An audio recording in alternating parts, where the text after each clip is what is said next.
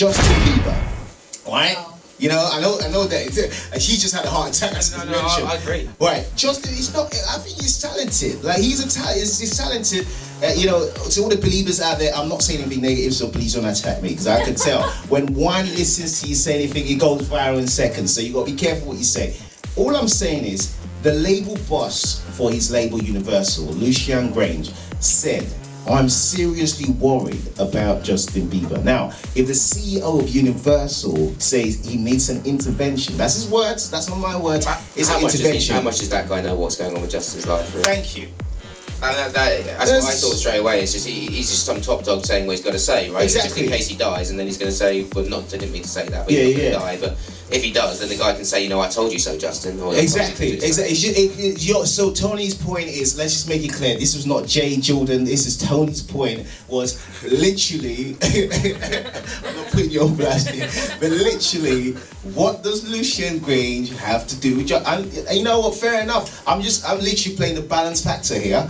You know, that could be true or that could not be true, because I don't know. But the point is, going back from experiences in the past, from the Amy Winehouses, the Whitney Houstons, etc., what do labels do when you know, young people just go out off the rails? Because that we all laughing, it's all fun to us, and I'm not laughing personally, but it's like he gets arrested, he swears to the press, that he takes drugs, does all this sort of stuff, and we all laugh and joke. But at his age, you know, by the time he gets to Whitney's age, have we not seen this happen before? For me, I'm kind of waiting for the breakdown to happen. Like, I think the breakdown is happening. Yeah, well, he's been in the like spotlight since what, 13? Because he got discovered on YouTube. Yeah. He was like a baby basically, and you can't really blame him. He's getting followed everywhere. Like, is he back with Selena? Who knows? And I was speaking to my housemate about this actually, and I was like, who really cares? Housemate speaking, let's hear this, But then, obviously, I'm in my 20s, and these girls who are obsessed with him are like, you know, younger.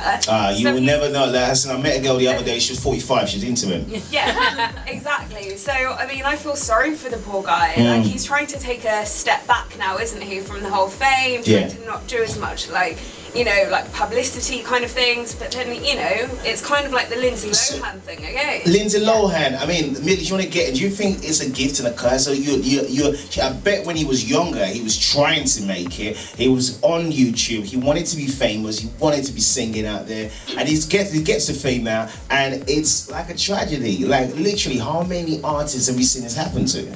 So many. Britney Spears for starters. Exactly. But have you heard of Justin's recent arrest? Yeah, he got arrested for a DUI. Yeah. Now, some people were saying, oh, that's just made, he just wants to look hard, he wants to be arrested, some people think, now, who gets arrested to look hard? I mean, that really is, there's a psychological problem, isn't it?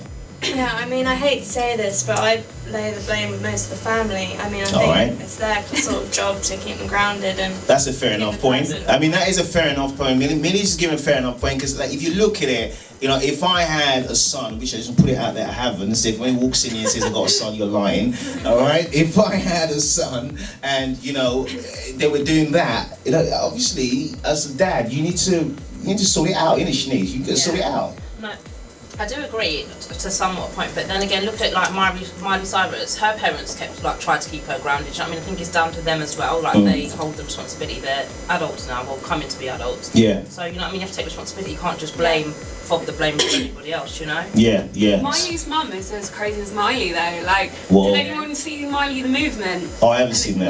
No. Yeah. And it's basically her mum just being like, just kind of encouraging Miley to, you know, wear less clothes, being like, oh babe, you look really hot. If you got a mom like that, where do you need enemies from? That is crazy. But I mean, like with Miley Cyrus, everything she does is calculated. planned and calculated, and it's all, she wants it all. I personally don't think she is going off the rails. I think she's doing that with an aim, a structured mess. Yeah. I think she's quite there's together. a word for it now. Structured mess.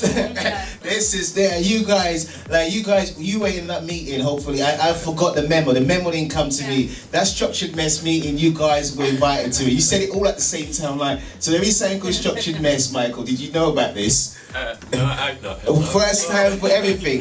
First time for everything. So what's your take on it? What's your take on it? Going back to Justin, I just think he doesn't know how to handle the fame. Yeah, He needs more support from his label and his family in that respect. Now, that's a fair enough point that Michael just giving. there, because at the end of the day, right, you know, these labels know you're gonna get famous. It's inevitable. You know, we look after a group of boys who we signed at 16, Carousel, and we know what will happen, because I've seen them perform in front of teenage girls and they go crazy. So we've had to kind of mentor them throughout. We've not just like thrown them right into the deep end, because at the end of the day, it's not going to work for them. So there's a lot of mentoring going on the side. Do you think that's what labels need to do? Because it's going to happen. It's really going to happen. They definitely need the support there. Like, at such a young age as well, they're growing up as a person as well, but then getting all this exposure, all this fame. They need the support from the label and their family. Definitely. But what was the label doing when he got arrested? Exactly. Driving under the influence. They closed off the road for him.